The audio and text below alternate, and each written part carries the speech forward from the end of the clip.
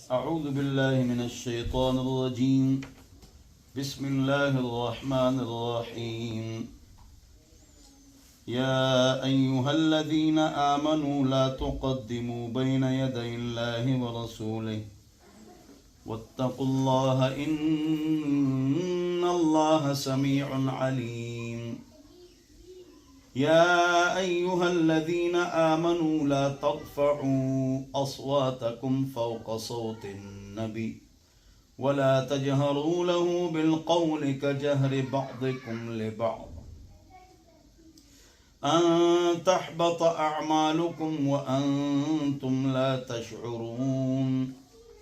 إن الذين يغضون أصواتهم عند رسول الله أولئك الذين امتحن الله قلوبهم للتقوى لهم مغفرة وأجر عظيم.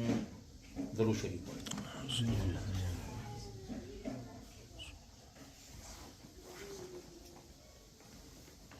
آپ حضرات کے سامنے ترتیب وار قرآن کا درس ہوتا ہے.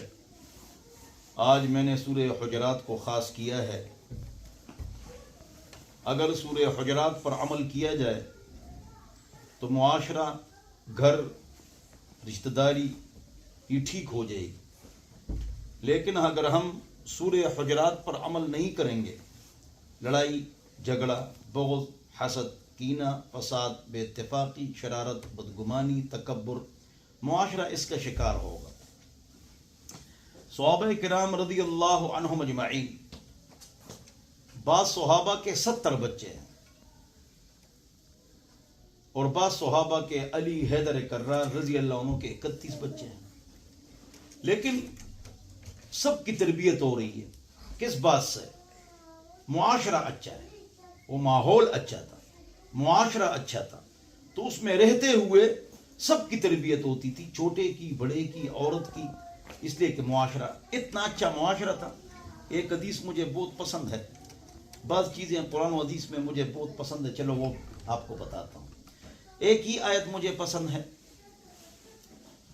ما یفعل اللہ بعذابکم ان شکرتم وآمنتم. یہ آیت سب سے زیادہ مجھے پسند ہے کہ اللہ تعالیٰ کو کیا کام ہے کہ آپ کو عذاب دے دے اگر آپ اللہ کا شکر ادا کریں اور اللہ پر ایمان لے آئیں. تو اللہ کو کیا ضرورت ہے؟ اللہ خود فرماتا ہے کہ آپ کو عذاب میں دے دوں.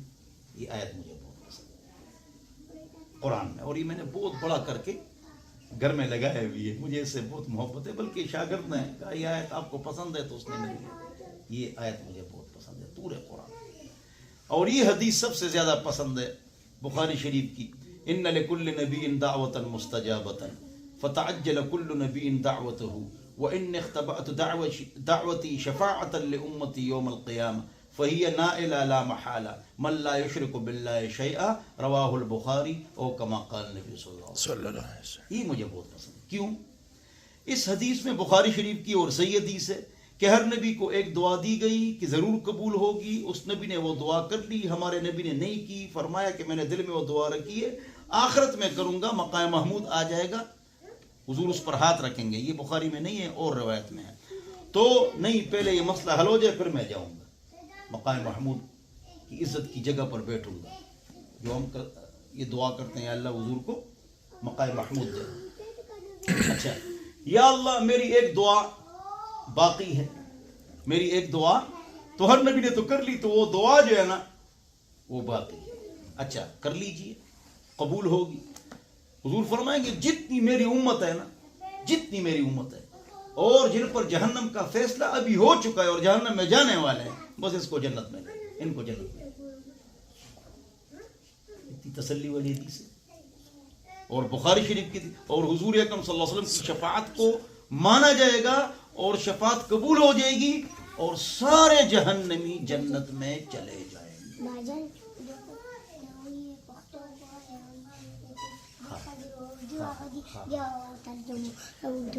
تو آخر میں خلاصہ پشتو میں سنائیں گے. اب اردو کا درس سنو. ان دو آدمیوں کی بات سنیں گے. یہاں بھی 5 آدمی اردو